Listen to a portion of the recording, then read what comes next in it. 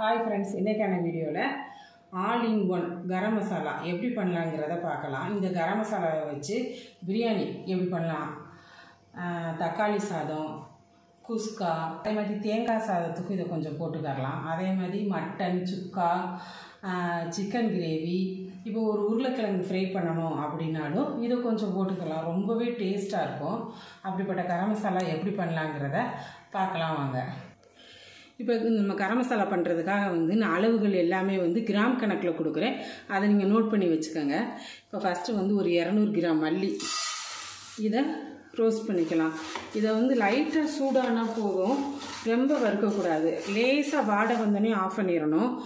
எதனால அப்படின்னா கரிஞ்சிருச்சு அப்படின்னா கசக்க ஆரம்பிச்சிடும், அந்த மசாலாவே வேஸ்ட்டாக போயிடும். அதனால் லேசாக இப்படி கையை தொட்டுனா சூடாக இருக்கணும், அந்த அளவுக்கு வந்தோடனே ஆஃப் பண்ணிடணும்.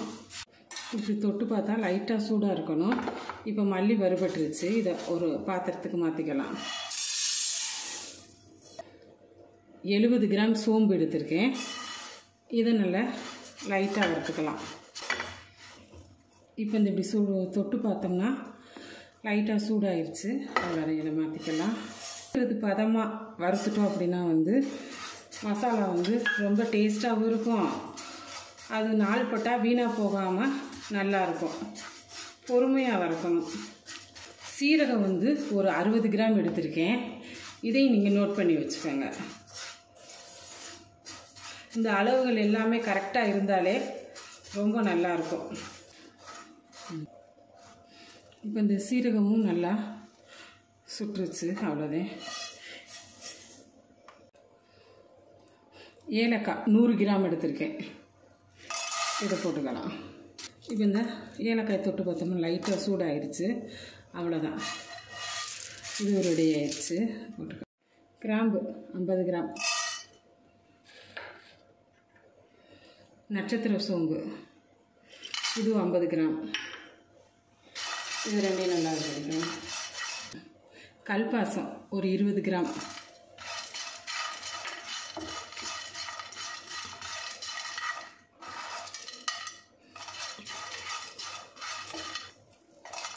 ரெடி ஆயிடுச்சு. இதையும் மாற்றிக்கலாம்.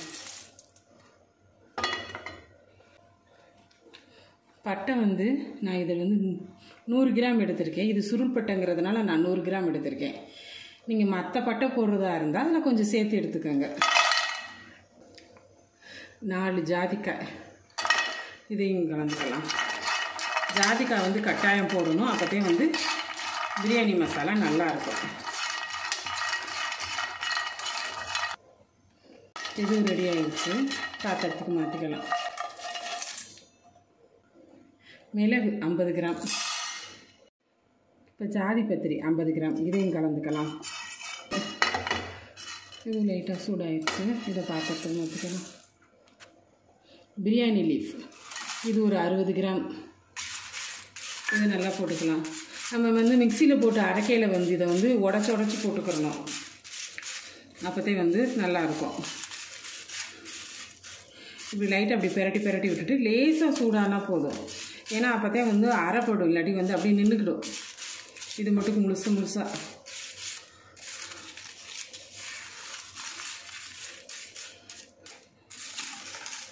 அவ்வளோதான். இதை பாத்திரத்துக்கு மாற்றிக்கலாம். லைட்டாக மிளகாய் வத்தல் இது ஒரு 50 கிராம், இதையும் எடுத்துக்கலாம்.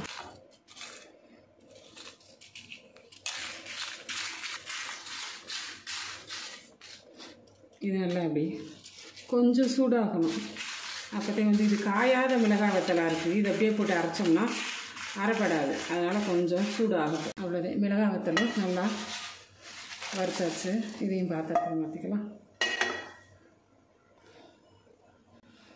50 கிராம் கசகசா, இதை கொஞ்சம் போட்டுக்கலாம். இப்போ கசகசாவும் வறுத்தாச்சு, இதை பாத்திரத்துக்கு மாற்றிக்கலாம். அவ்வளோதான். இதை ரொம்ப நல்லா ஆற வச்சிடணும். குளிர ஆற வச்சுட்டு மிக்சி ஜாரில் போட்டு அரைக்கணும். மிக்சி ஜாரில் போட்டு அரைக்கையில் இந்த பிரியாணி லீவ்ஸ் எல்லாத்தையுமே உடச்சி போடணும். இப்போ நம்ம வறுத்து வச்சுருக்கிறதுனால நல்லாவே இருந்தால் இப்படி உடஞ்சிரும். இதை உடச்சி போட்டு நம்ம அரைச்சிக்கலாம். இப்போ வந்து இந்த பிரியாணி இலை எல்லாத்தையுமே உடச்சி போட்டுக்கிட்டாச்சு. உடச்சி போட்டு நம்ம மசாலா அரைக்க போயில என்ன பண்ணணும் அப்படின்னா வந்து இது எல்லாத்தையும் கலந்து விட்டுறணும். ஒரே பக்கமாக இருக்கிறதா எடுத்து அரைச்சிடக்கூடாது. என்ன அப்புறம் மசாலா அரைச்சதுக்கப்புறம் கலந்தாலும் அது அந்த டேஸ்ட்டு வராது. இப்படி கலந்து அள்ளி போட்டுக்கிட்டு நம்ம அரைக்கணும். அப்போதான் வந்து மசாலா டேஸ்ட்டாக இருக்கும். நல்லா ஆறிடணும். வாங்க இதை அரைக்கலாம். எனக்கு இங்கே பக்கத்தில் வந்து காலேஜில் வந்து சிக்கன் பிரியாணி கிரேவி இது எல்லாமே ஆர்டர் கொடுத்துருக்காங்க. அதனால நான் வந்து கொஞ்சம் நிறையா கரம் மசாலா சேர்த்துருக்கேன். தெருவே மணக்கும் கரம் மசாலா ரெடி ஆகிடுச்சு. நீங்களும் இதை வீட்டில் செய்து பார்த்துட்டு எப்படி இருக்குது அப்படிங்கிறத கமெண்ட் பண்ணுங்கள். உங்களுக்கு இந்த வீடியோ பிடிச்சிருந்துச்சு அப்படின்னா லைக் பண்ணுங்கள், ஷேர் பண்ணுங்கள், மறக்காமல் சப்ஸ்கிரைப் பண்ணுங்கள். நன்றி, வணக்கம்.